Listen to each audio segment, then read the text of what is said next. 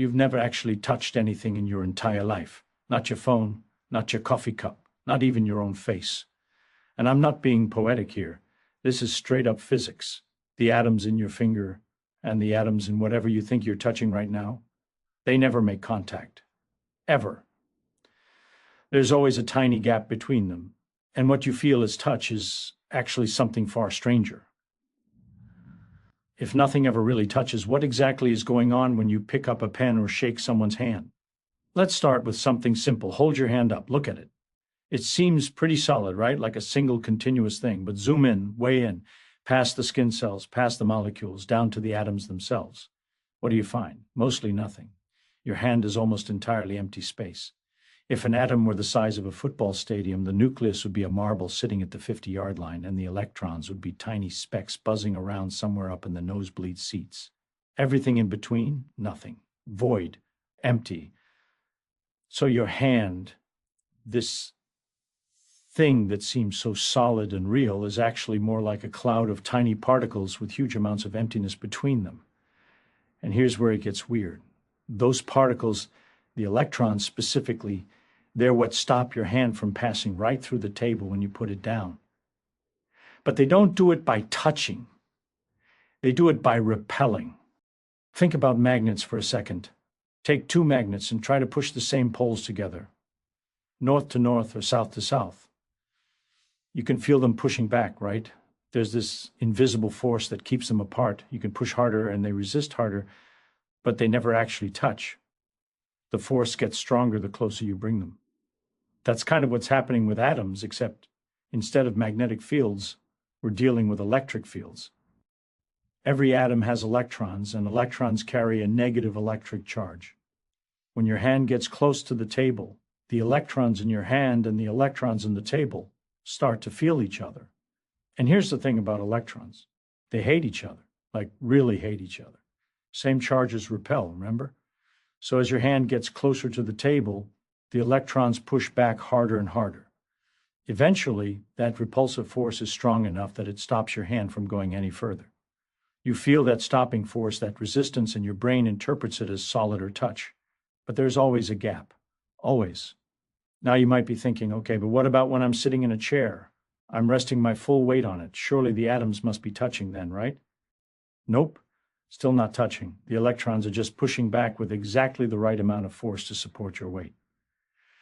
The chair feels solid because the electromagnetic repulsion between the atoms is incredibly strong. It's one of the fundamental forces of nature. But it's still just a force field keeping things apart, not actual contact. Here's where it gets even stranger. That electromagnetic force is actually carried by particles called photons. Yes, photons. The same things that make up light. When electrons repel each other, they're constantly exchanging these virtual photons back and forth. It's like two people on ice skates throwing a ball back and forth. The act of throwing and catching pushes them apart.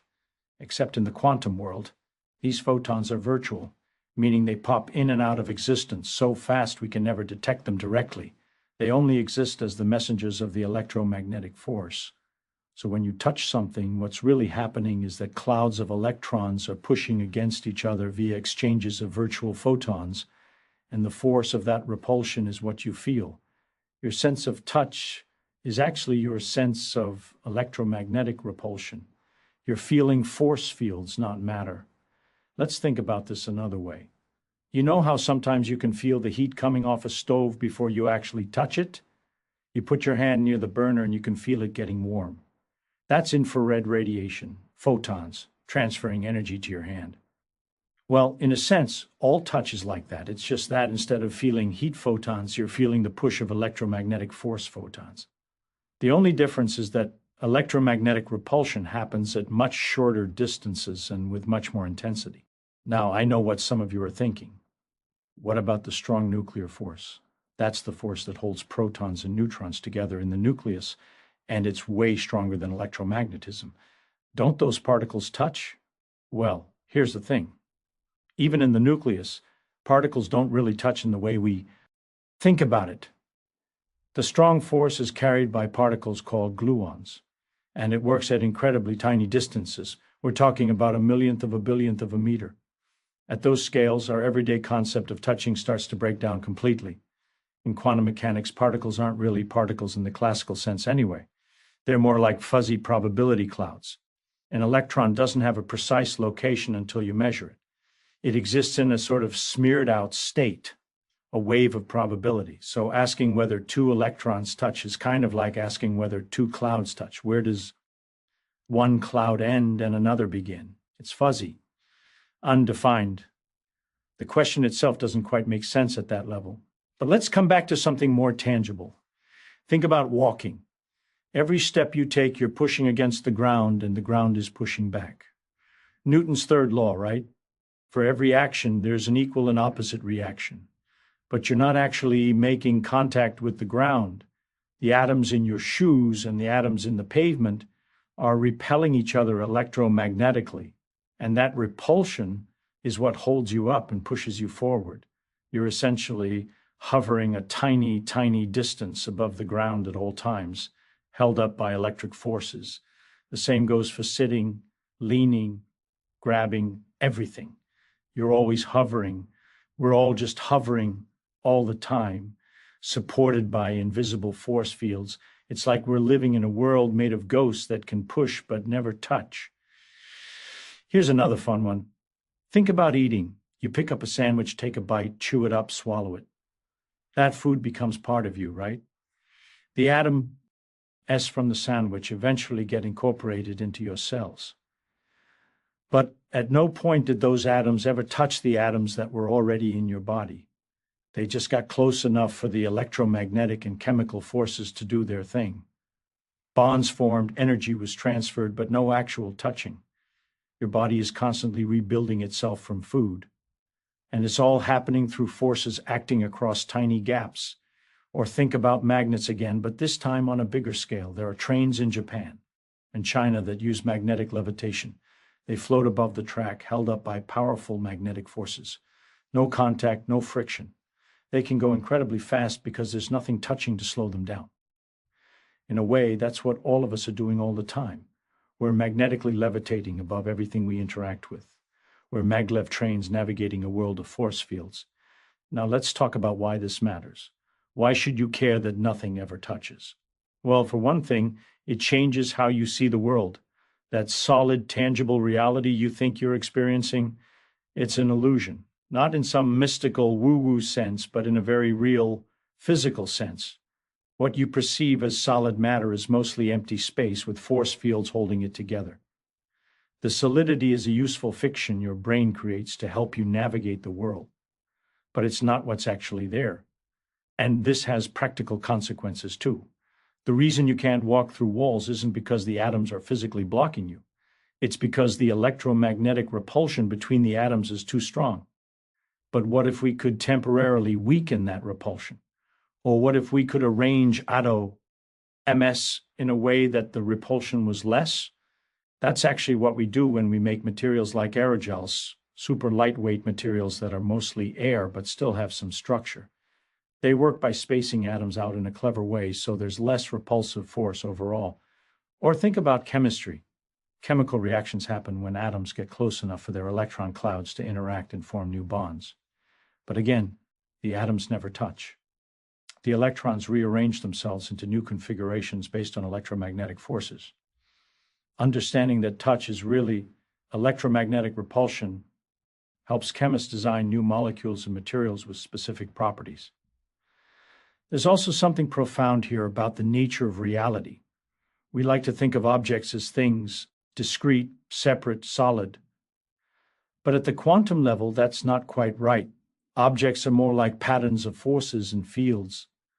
The boundary between you and the rest of the world isn't as clear-cut as it seems. You're not a solid thing pushing against other solid things. You're a complex pattern of quantum fields interacting with other patterns of quantum fields. And here's something that'll really bake your noodle. If nothing ever touches, what does it even mean to be separate?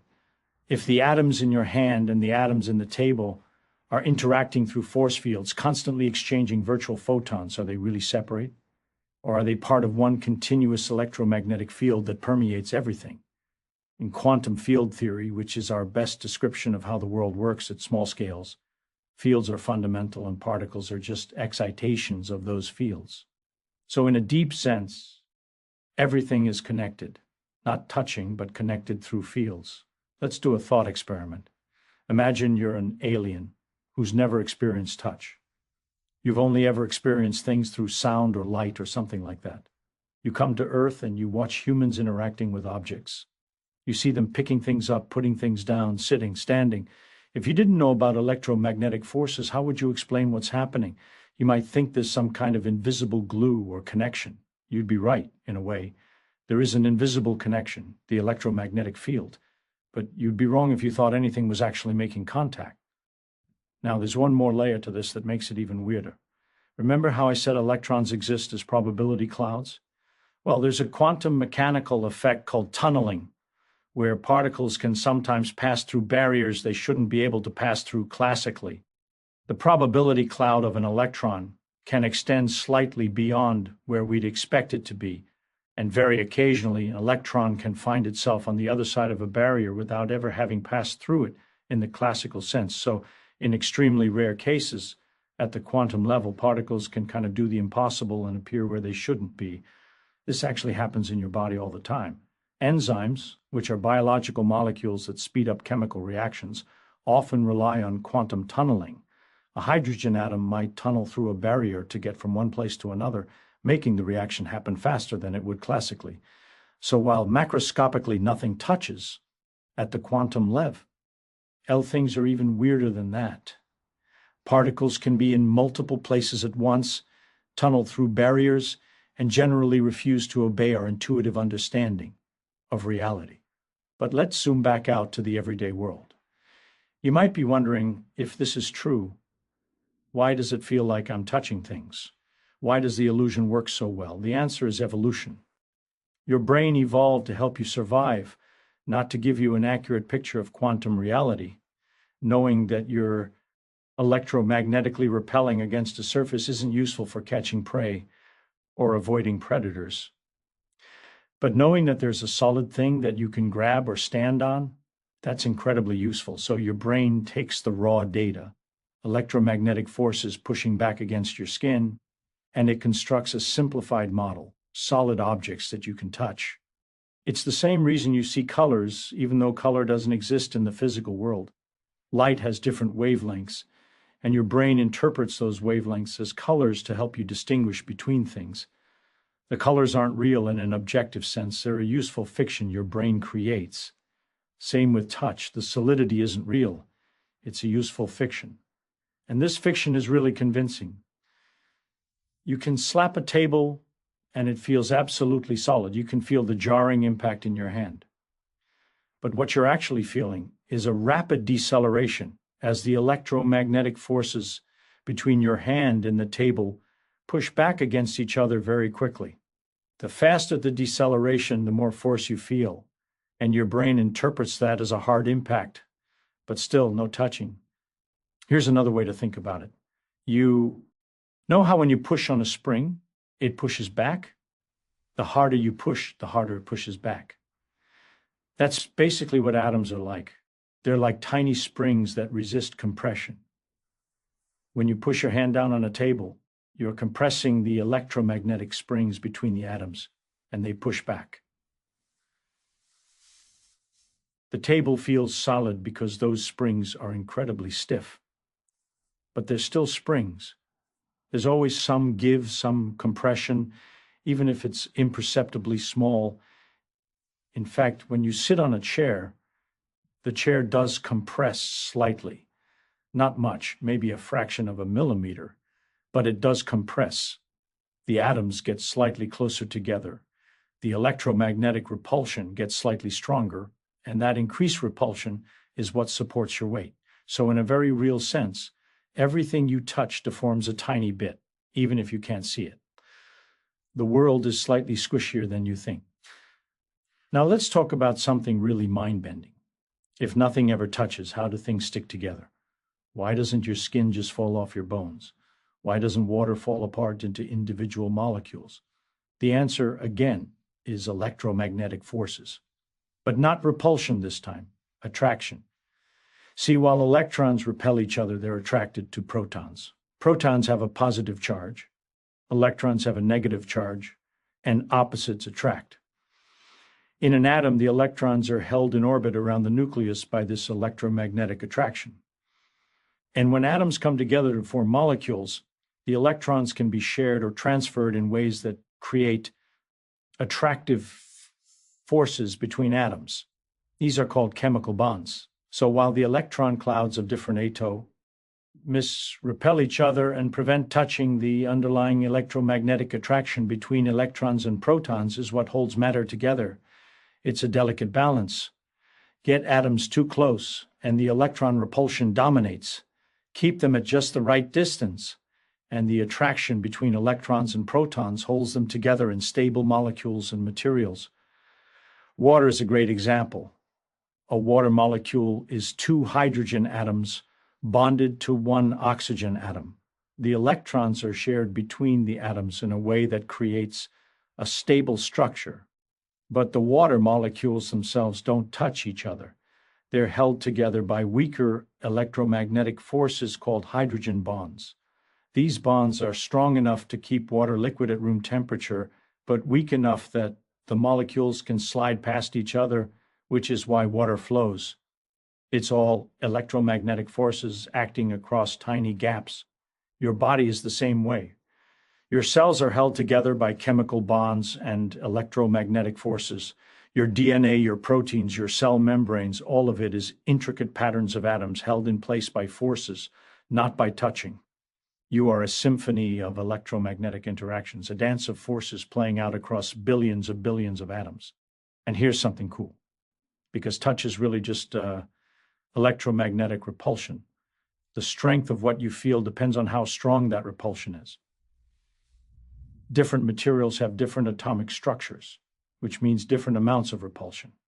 That's why a pillow feels soft and a rock feels hard. The atoms in a pillow are arranged in a loose, airy structure with lots of empty space. When you push on it, the structure can deform easily. Why? And you don't feel much repulsion until you've compressed it quite a bit. The atoms in a rock are packed tightly in a rigid structure. Push on it, and you immediately feel strong repulsion. But in both cases, you're not touching. You're just feeling different amounts of electromagnetic force. Temperature plays a role too. Heat is just atoms vibrating. The hotter something is, the more its atoms jiggle around. When you touch something hot, the rapidly vibrating atoms transfer energy to the atoms in your skin through electromagnetic interactions. You're not touching the hot thing, but the electromagnetic forces are transferring energy to you, and your nerves detect that energy as heat. Pain from heat is your body's way of saying too much energy is being transferred here, move away. Cold is the opposite. Touch something cold and energy flows from your skin to the cold object. Again, no touching, just energy transfer through electromagnetic forces. Your body detects the loss of energy and interprets it as cold. So your entire sense of touch, pressure, texture, temperature, pain, is really just different aspects of electromagnetic forces acting across tiny gaps. Your skin is an incredible sensor array for detecting these forces and sending signals to your brain, which then constructs the sensation of touch. It's amazing when you think about it. Your brain is constantly solving incredibly complex physics problems in real time to give you the experience of a tangible world. Let's go even deeper. What about light? Can light touch things? Well, light is made of photons, and photons are the carriers of the electromagnetic force. When light hits your eye, the photons interact with molecules in your retina through, you guessed it, electromagnetic forces. The photons don't touch the molecules, but they do transfer energy and momentum. That interaction triggers a chemical reaction that sends a signal to your brain, and you see. Vision is just your eye detecting electromagnetic radiation. The same goes for all your other senses. Smell? Molecules in the air interact electromagnetically with receptors in your nose. Taste? Same thing. Hearing? Sound waves are pressure waves in the air. And when they hit your eardrum, the atoms in the air push against the atoms in your eardrum through electromagnetic forces. Everything you sense comes down to electromagnetic interactions. You're not experiencing the world directly. You're experiencing force fields. And this is where we come full circle to the weirdness of quantum mechanics. Quantum field theory, all the fundamental forces, electromagnetism, the strong force, the weak force, even gravity in some theories, are mediated by particles. These particles are excitations of underlying fields that permeate all of space. So when you touch something, what's really happening is that the electromagnetic field is interacting with itself in a particular way that creates a sensation of resistance. You and the object you're touching are both just different patterns in the electromagnetic field, and those patterns are interacting. In this view, the question of whether things touch becomes almost meaningless.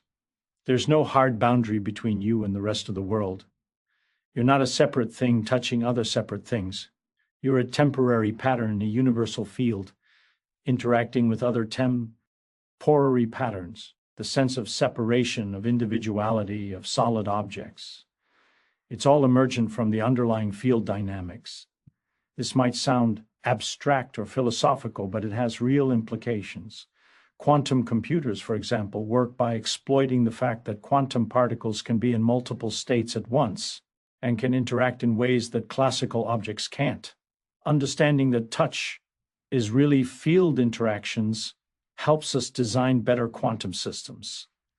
Same with nanotechnology, where we're building machines at the atomic scale. You can't just grab atoms with tiny pliers.